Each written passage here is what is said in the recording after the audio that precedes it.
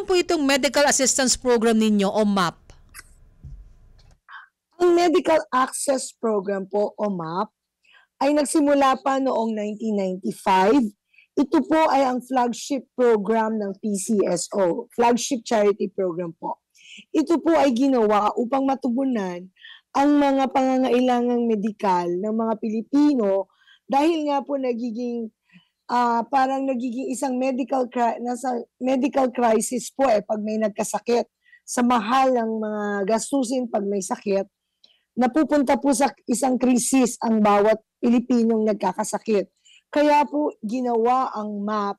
Nung panahon po ng 1995, ang pangalan po nito ay Individual Medical Assistance Program.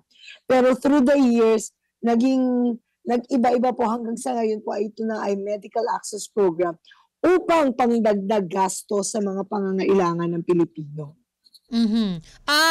Paano po ito nag-work, ma'am, itong nasabing programa na ito na MAP? Ang atin pong una ay kung may pangangailangan, ang mag-a-apply po ay pupunta sa aming website.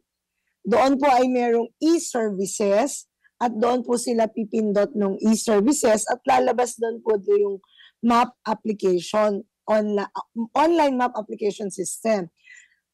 Doon na po ipaprompt na po sila hanggang sa makarating sila doon sa pagbibigay ng GL.